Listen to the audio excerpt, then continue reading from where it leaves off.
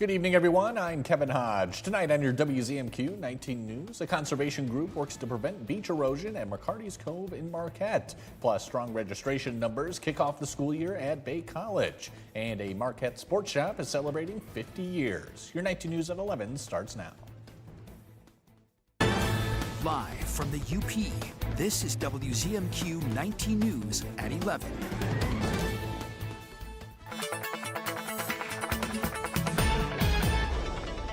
And a first look at your forecast as we head into your Friday and getting ready for the weekend. For Friday and the weekend, it's not going to be a complete washout, but tomorrow is pretty much the only day out of the three that we don't have rain. So if you have any outdoor plans or errands that you need to get done, tomorrow is the day to do so without having to worry about the rain. Upper 60s, lower 70s. It's a touch cooler for your Friday, but it gets warmer into next week, and we'll track those showers and storms for the weekend in just a few short minutes. President Trump is redesigning the map of the border with the U.S. and Canada. The move comes as trade talks with the northern neighbor are off, as are talks with Iran. Nana Saint Yabansu has more details from the White House. President Trump is hitting back at Canada, signing an executive order Thursday, renaming Lake Ontario to Lake America. The lake change, Lake of America, was something I've been thinking about for a long time, actually. So if you think about it, we have a Gulf and we have a lake. Now all we need is an ocean. Canada announced this week it is retaliating against U.S. tariffs with tariffs of its own, up to 50% on more than 700 U.S. products. The move is an attempt to put political pressure on Trump and the Republican Party. Targeting products that will target states in the U.S. And so we're being wise and strategic to put political pressure. The standoff with Canada could go on for a while, with the U.S. trade representative saying there are currently no open channels of communication. Talks are also off right now to end the 6-month conflict with Iran. No negotiations are happening right now, and this will continue until the president feels that maybe they come to the table in a meaningful way. We have not seen that yet. But talks are taking place with Russia. The president dispatched CIA Director John Ratcliffe to Moscow for meetings with his counterparts. Trump downplayed reports Russian President Vladimir Putin is considering attacks on NATO countries. I've had good talks with him. He's not going to be attacking a NATO territory. The Kremlin says Ratcliffe did not meet with Putin. This afternoon, a statewide cohort of researchers with the Department of Environment, Great Lakes and Energy visited Marquette to take part in a beach grass planting project. The Michigan Healthy Climate Fellows is a nonprofit organization specializing in tackling outcomes of climate change and slowing further damage. One member of EAGLE explains that as we're seeing stronger weather patterns, the risk of erosion has become much higher in recent years, something the project looks to prevent. What you're able to do with plantings of beach grass is make that shoreline more resilient. So it's less likely to erode, it's less likely to collapse into the lake. So this is, part of the natural ability of a lake shore that we're restoring by planting these grasses. The Michigan Healthy Climate Fellows are currently searching for new cohort members into September. We'll have those details on our website. Another fall semester began this week at Bay College's Escanaba and Iron Mountain campuses. Our Escanaba Bureau reporter Lily Simmons shows us how Bay kicked off this year and tells us how enrollment is looking. Thursday afternoon, Bay College welcomed students to its Escanaba campus with a free lunch. That's always my ploy, right? I go into different classrooms, let them know who I am, and then tell them to come on and have some free food and enjoy resources as well. So we have our vendors from our student clubs or from the community where students can engage and kind of know what's here. In 2024, Bay enjoyed its highest enrollment in a decade, followed by another year of growth in 2025. This year's numbers are still coming in as students register for classes.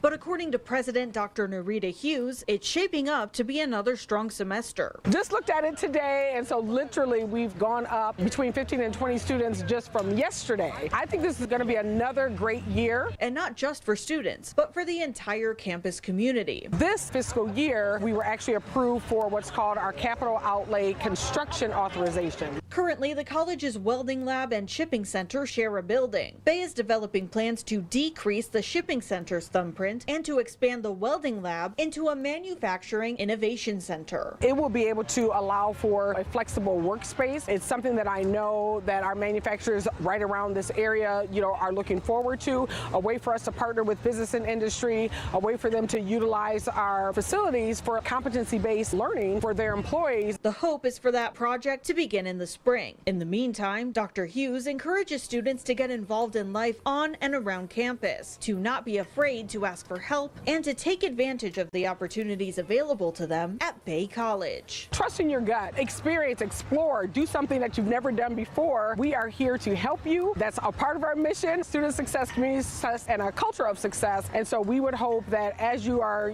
going down your educational journey, that we will be able to walk alongside with you every step of the way. Reporting in Escanaba, Lily Simmons, WZMQ 19 News. One business on 3rd Street in downtown Marquette crossed a major milestone this week, celebrating a golden anniversary. Downwind Sports has operated in Marquette and across the Upper Peninsula since 1976 and celebrated their 50th anniversary earlier tonight. To celebrate the accomplishment, Downwind held a silent auction for various gear. Downwind will donate all proceeds to several local trail networks, from NTN trails to Sweettown. There's actually nothing better than somebody coming in and they really want to do something, but they're not sure how to do it. And so it's very exciting for us to kind of show them the right gear, give them the advice so that they have success to go out and have these life sports. As they celebrate their 50th year assisting with all outdoor needs, Downwind Sports is hoping to continue serving for another 50 years. From vintage posters to toys and celebrity memorabilia, what was once a hobby is becoming big business. The global collectibles market is valued at more than $300 billion, but is expected to surpass $500 billion within a decade. Our own John Truitt looks at what's driving the boom and what makes a piece of nostalgia worth millions. We've got his Emmy nomination and a gold record. From music memorabilia to kaiju action figures, the collectibles market is vast and increasingly valuable. Catherine Williamson with Julian's Auction says social media is helping fuel the surge, with millennials making up the bulk of new buyers. Now you just have to be scrolling, right? You just have to kind of tell the algorithm what you like, and the world will serve it to you. One of the year's biggest sales was a rare Pokemon card, which sold for a record $16.4 million. Williamson says 3 things can make or break an item at auction: scarcity, cultural relevance, and condition. For collectors, old isn't enough. Condition can be the difference between a piece of nostalgia and a valuable asset. Fourth Cone Restoration is a female-owned art studio that preserves and repairs vintage posters, prints, and collectibles.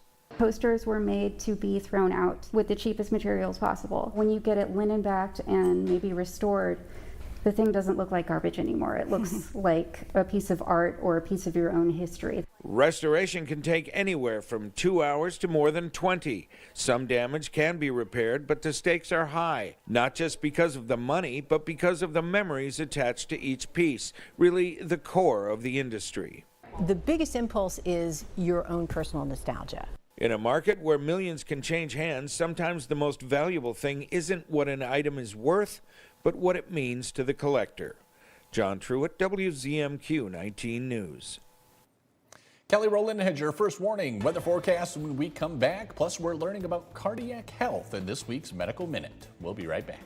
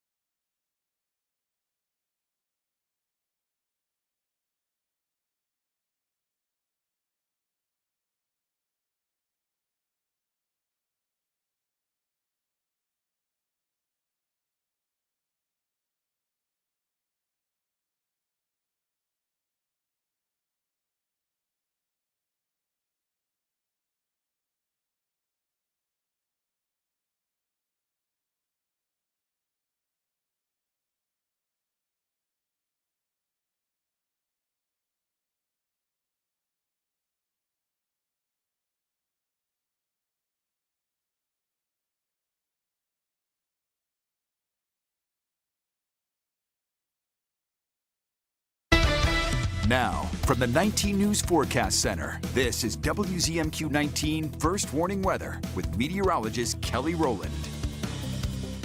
And welcome back. We ended up below average today. The high was 70, the average is 73, but we are going to get a last push, maybe not the final push, but we are going to get a push of that warmth into next week. So we are not quite ready to give up summertime yet, and we still have 4 weekends, including this one coming up for until the official start of fall. So that's September 22nd. Yes, kids are starting to go back to school and all this stuff with football starting back up, but it is going to be very summer-like next week. So if you're not quite ready to transition into fall, then we have a little bit, I think, to appease everyone in the forecast, which doesn't happen quite often. But in the overnight, we may see a few stray drops just from all that dense cloud cover, so you may have to dodge a few light drizzles for the morning, but I'm going to call tomorrow mostly dry. It's just one of those days where we may get that pop-up shower, and if we do, it's going to be very isolated and very brief, so I'm not really too worried about it. And then into Saturday, we'll definitely be monitoring this more closely. This is much more impressive than tomorrow's rain chances. So for your Saturday afternoon, some showers and storms will make its way back into the Upper Peninsula. So it's one of those things where if you go out late morning and then aren't leaving to go back home, let's say late afternoon, you might have that situation where you go in to the building or wherever and it's dry, and then you come out and they do have those showers and storms. So keep your eyes on the skies for Saturday. Don't cancel your plans. I mean, it's not going to rain all day, but those showers and storms might pick up those wind gusts and just pack a bit of a punch, maybe be a little impactful when they initially roll on through. But it is going to be sticky and muggy, very summer-like though for the weekend. That's going to bring up that heat and humidity. Keep it that way for your Sunday into Monday, and especially that Monday morning time frame. We could see those dew points push closer to 70, 72, so that's very sticky, very hot, where if you are outdoors and you're not staying hydrated, you may start to feel it. We're not expecting extreme heat, but sometimes the humidity and the dew point can get you. So then we keep the warmer temperatures into much of next week. This is that push of summertime warmth where most of the week after the weekend is going to be trending warmer than average. So that normal temperature into the mid 70s, we should see the lower 80s for a lot of it.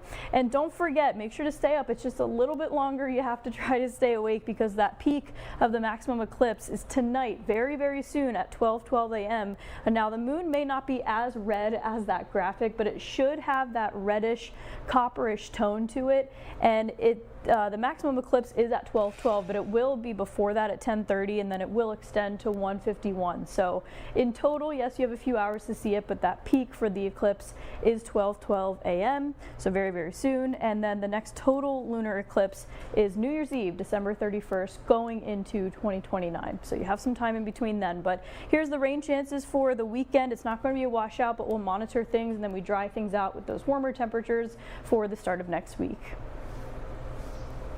In our continuing partnership with OSF Healthcare, we're talking with another doctor about what to look out for when monitoring your cardiac health. Here's this week's Medical Minute. Dr. Rinwala, it is Heart Month, so what are some key factors in maintaining cardiac heart health? Well, I think one of the main factors is actually trying not to get to the point where you're going to have a heart attack or have a heart problem. So diet, exercise, sleeping well, reducing stress, not smoking, and following the pillars of health that will really make it so you're less likely to have atherosclerotic vascular disease is where we would start. All right, gotcha. So when should someone start getting cardiovascular workups? So I think that everybody is different. If you have a family history of coronary disease that is early heart disease, you should get it about 10 years before your first degree relative had a heart blockage or had heart disease. And any symptoms, I mean, if you're having chest pain, shortness of breath, palpitations, feel like you're passing out, or if your cholesterol is not under good control, or blood pressure is not under good enough control, and you cannot get it under control with your primary care physician, we're here to help. All right. Are there any symptoms you might want to watch out for if maybe you need to go to your primary care physician to check those out? For sure, if you are having chest tightness, chest pain, shortness of breath when you exert yourself, palpitations to the point where your heart's racing too fast, or if you feel like you're having syncope or passing out type symptoms, I think it's time. All right, doctor, thank you very much. Those are all my questions. Thanks for joining us. Very, very happy to be here. Moving now to new hope in the fight against one of the deadliest forms of cancer. The FDA swiftly approved a first-of-its-kind pill for pancreatic cancer, which kills more than 50,000 Americans a year. Daraxonrasib is nearly doubles a patient's survival time to about 13 months compared to chemotherapy. Former Nebraska Senator Ben Sasse told 60 Minutes earlier this year that he was part of the clinical trial and called it a miracle drug. The medication also has fewer severe side effects than chemotherapy. You do get skin rash, mouth sores, diarrhea, but the discontinuation rate, so how many people had to stop taking the medications because of side effects? With this pill, it was only 1% in the trials versus 11% with chemotherapy.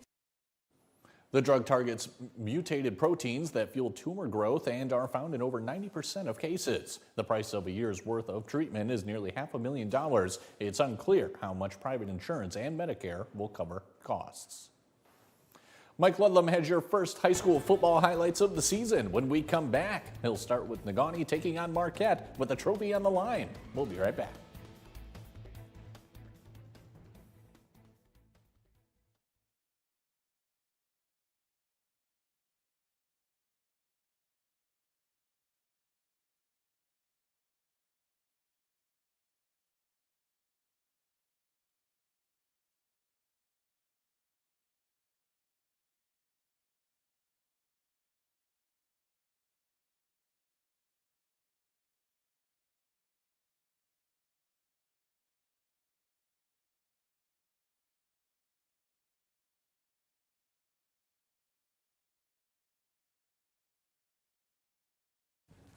Not much at the end. All I showed was 2 home runs by the same person. That makes life easy when I can pull that off.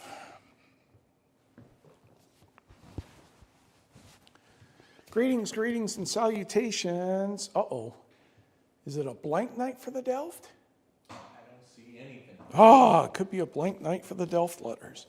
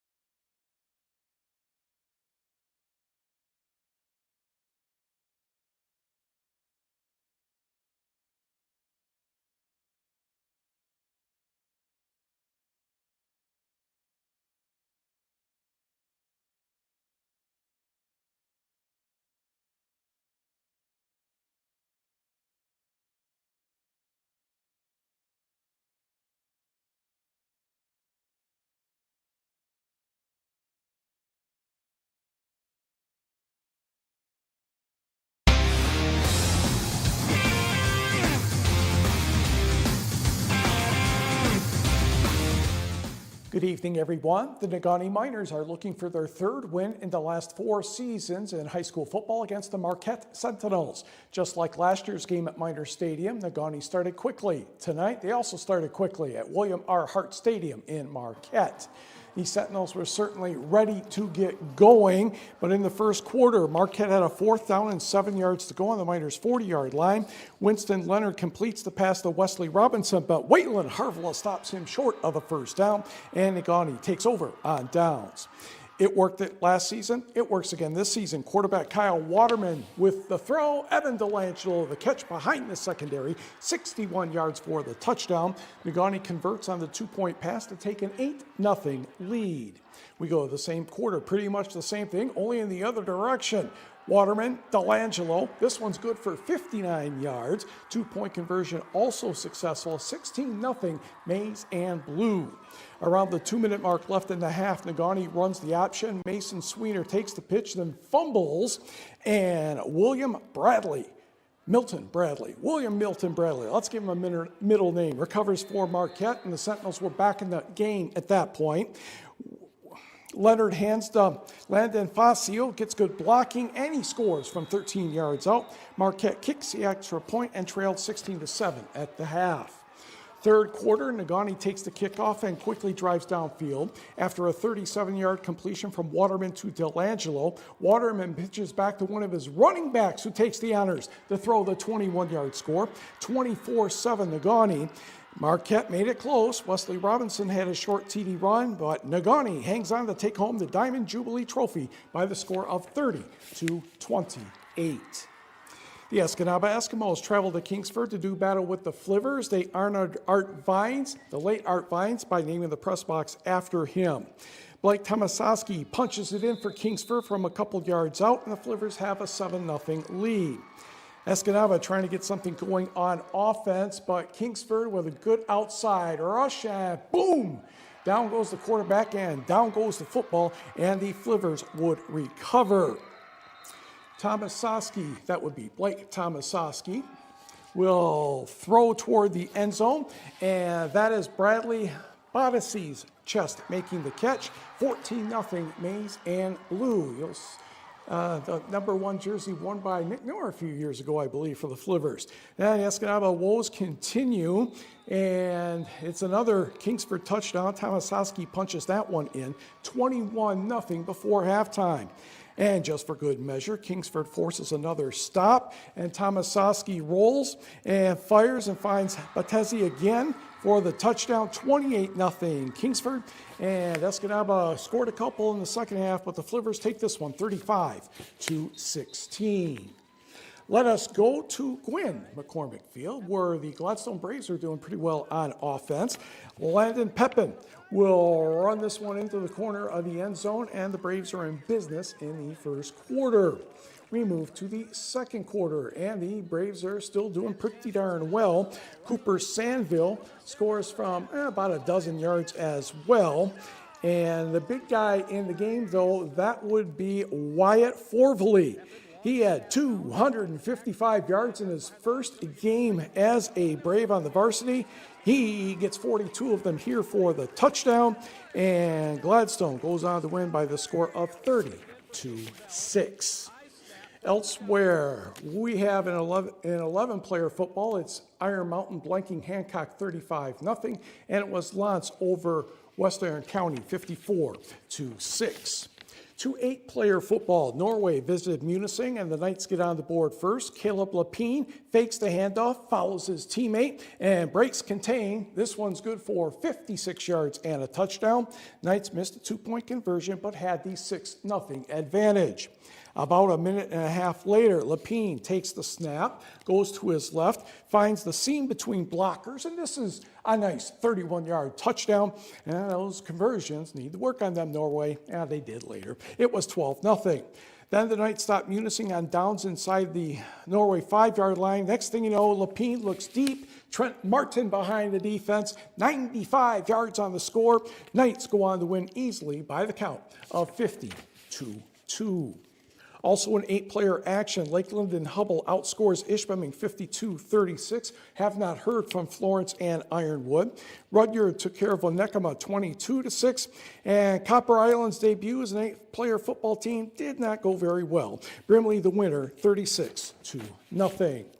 In college football, Michigan Tech hangs on by the hair of its chinny chin chin to beat Bemidji State 31-29.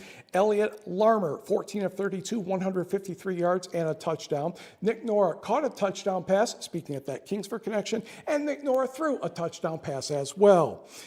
Matt Janis's debut as NMU coach did not go well. Minnesota State Moorhead the winner, 41-19.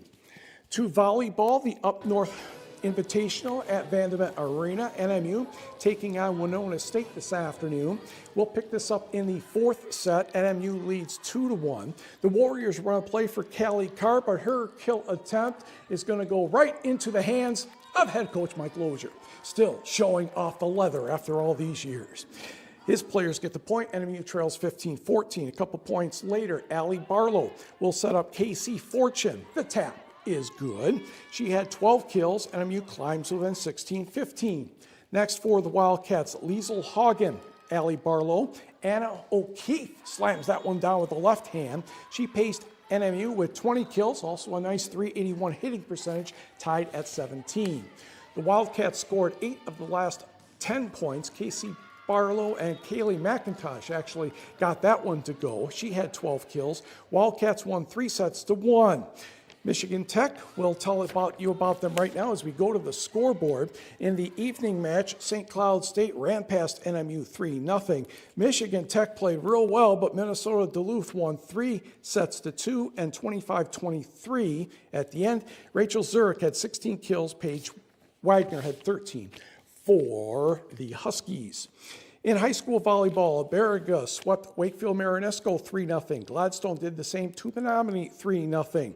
In a triangular, Rudyard split, defeating Indian River Inland Lakes, the Battle of Bulldogs 2-1, but Rudyard fell to Grayling 2-1. High school cross country, the Jeffers Invitational yesterday, and the Jets won by 5 points over Houghton. Copper Island Academy was third, and it was Ironwood fourth. Individually, Houghton's Brandon Van Carson won in 18 minutes, 8.4 seconds. West Iron County's Edul Spencer was next, about 17 seconds or so later.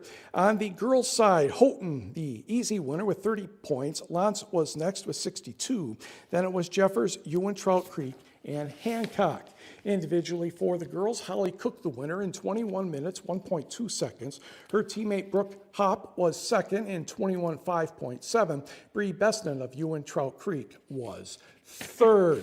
In soccer today, the NMU men did a very nice job starting the road trip and the season with a 4-1 victory over Northwood. Luca Rosen scored twice in the first 8 minutes for the Wildcats. And when we come back, we'll see how the Brewers finished up their series against the New York Mets.